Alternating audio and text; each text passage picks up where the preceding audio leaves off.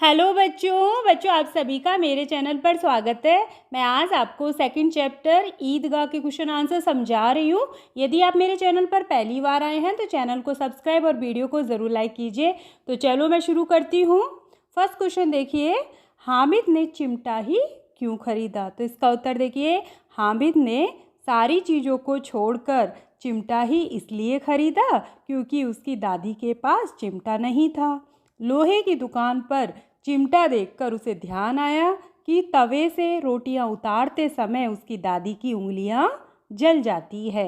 यदि वह चिमटा दादी को दे देगा तो उनकी उंगलियां नहीं जलेगी। अब सेकंड क्वेश्चन देखिए, चिमटा खरीदने के लिए हामिद कौन कौन से कारण बताता है? तो इसका उत्तर देखिए, हामिद ने चिमटा खरीदने के पीछे कई कारण बताए। वे निम्नलिखित है। फर्स्ट देखिए, हामिद ने अपने दोस्तों को बताया कि चिमटा सबसे बड़ा खिलौना है, इसे कंधे पर रखे तो वह बंदूक हो जाएगा। सेकंड देखिए, हाथ में लेने पर फकीरों का चिमटा हो जाएगा। थर्ड देखिए, चिमटे से मंजीरे का काम भी लिया जा सकता है। फोर्थ देखिए, यदि वह एक चिमटा जमा दे तो सभी के खिलौनों की जान निकल जाएगी। और फिफ्थ देखिए, उसका चिमटा तो बहादुर शेर है, वह कठिनाइयों में भी डटा रहेगा। अब थर्ड क्वेश्चन देखिए, बूढ़ी माँ का क्रोध स्नेह में क्यों बदल गया? क्रोध का मतलब होता है गुस्सा और स्नेह मतलब होता है प्यार। तो जो अम्मा का गुस्सा था ना, वो प्यार में कैसे बदल गया? तो इसका उत्तर देखिए, जब हामिद ने चिमटा खरीदने का कारण बताया, मतलब रीज़न बताया, और कहा कि अम्मा रोटियां बनाते समय तुम्हारी उंगलियां जल जाती थी, इसीलिए मैं चिमटा लाया हूँ।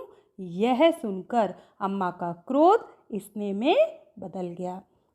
नेक्स्ट क्वेश्चन देखिए, अब आप चिमटे के प्रयोग की तरह रुमाल के विविध प्रयोग बताइए। इसमें आपको रुमाल के यूजेस बताने हैं, जो भी हम रुमाल से जो काम कर सकते हैं। इसका उत्तर देखिए, रुमाल एक उपयोगी वस्तु है, उसके कई उपयोग हैं।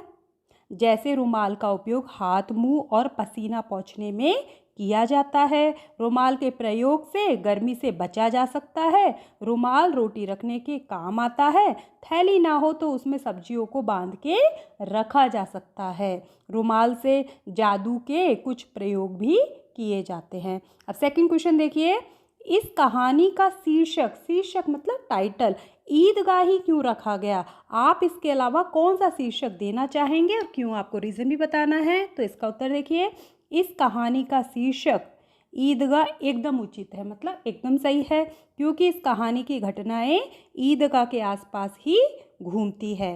कहानी में ईद की नमाज पढ़ने के लिए गांव के लोग ईदगाह जाने की तैयारी करते हैं। हामिद उन्हीं लोगों में से एक है। ईदगाह के मेले में बालकों की विविध मनोवृत्तियों के दर्शन होते हैं। कहानी के मुख्य पात्र हामिद के चरित्र की अनेक विशेषताएं ईदगाह के मेले में ही प्रकट होती है, मतलब दिखती है। ईदगाह के अलावा मैं कहानी को हामिद का चिमटा शीर्षक देना चाहूँगा, क्योंकि हामिद ने ईदगाह के मेले से चिमटा खरीदा। चिमटे के कारण ही उसे अम्मा की दुआएं मिली। यह शीर्षक उत्साहित करने वाला है। अब नेक्स्ट बिट देखिए, थर्ड बिट, निम्नलिखित परिच्छेद को पढ़कर नीचे दिए प्रश्नों के उत्तर दीजिए।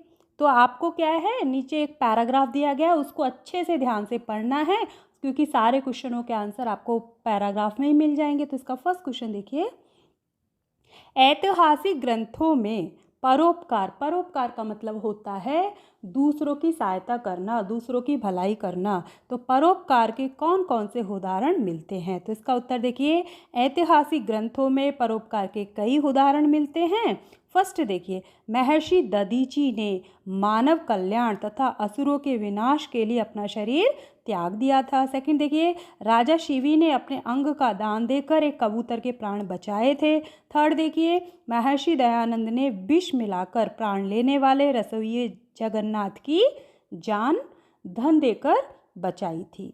सेकंड क्वेश्चन देखिए, ऋषि मुनियों ने हमें क्या सीख दी है? तो इसका उत्तर देखिए, ऋषि मुनियों ने हमें सीख दी है कि निराश्रितों, मतलब जिनके पास घर नहीं है, को आश्रय दो, दीन दुखी और वृद्धों की शारीरिक तथा आर्थिक मदद करो, भूखों को भोजन कराओ, और यदि आप विद्वान हो तो विद्या का प्रचार करो।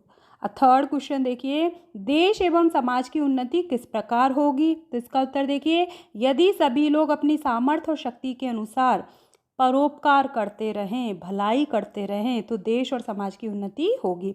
फोर्थ क्वेश्चन देखिए, विलोम शब्द लिखिए, इसमें आपको अपोजिट लिखने हैं। तो आश्रित का हो जाएगा अनाश्रित और अवनति का हो जाएगा उन्नति। अब फिफ्थ क्वेश्चन देखिए, परिच्छेद के आधार पर अपने साथियों से पूछने के लिए 3 प्रश्न बनाओ। आपको इसमें 3 क्वेश्चन खुद से बनाने हैं। तो इसका फर्स्ट क्वेश्चन देखिए, भारतीय समाज में युगों से क्या प्रभावित होती रही है?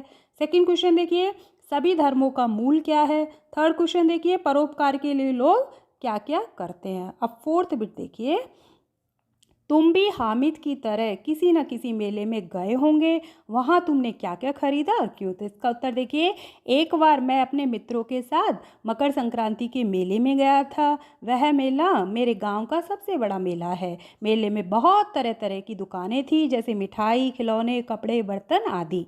मेले में बहुत सारे झूले, सर्कस और जादू दिखाने का शो भी लगा हुआ था। मैं मेले में अपने दोस्त के साथ गया था। मैंने अपने दोस्त के साथ सबसे पहले पूरा मेला घूमा, फिर हमने कुछ खिलौने खरीदे, हमने चाट और मिठाई खाई। मेरे पास 200 रुपये ही थे, 200 मतलब 200 रुपीज़ थे, और मुझे मेरी माँ के लिए कुछ लेना था। मेले में घूमते घूमते मेरी नज़र एक बर्तन की दुकान पर पड़ी, तो मैंने वहाँ से माँ के लिए पूजा हेतु एक तावे का लोटा खरीद लिया, क्योंकि मम्मी को लोटे की आवश्यकता थी। मम्मी का पुराना लोटा खराब हो गया था।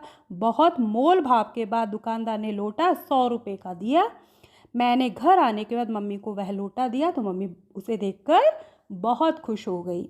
आप कुछ दूसरा भी लिख सकते हो, ज़रूरी नहीं है कि लोटे का लिखना है, आप कोई दूसरे भी वस्तु का लिख सकते हो। कोई भी वस्तु जो आपने मेले से खरीदी है वो आप लिख सकते हो। अब फिफ्थ बिट देखिए, इसका क्वेश्चन देखिए, यदि तुम्हें मेले से अपनी दादी के लिए कुछ खरीदना हो तो क्या खरीदोगे और क्यों? तो इसका उत्तर देखिए, अगर मुझे मेले में से अपनी दादी के लिए कुछ खरीदना है तो मैं दादी के लिए एक सर्दियों में पहनने वाला स्वेटर खरीदूंगा, क्योंकि दादी को सर्दी बहुत लगती है। उनके पास एक ही स्वेटर है जिसे वो पूरी सर्दी पहनती है। 2 स्वेटर में से एक को धोकर दोनों को बारी बारी से पहन सकती है। मुझे पता है दादी स्वेटर देखकर खुश हो जाएगी।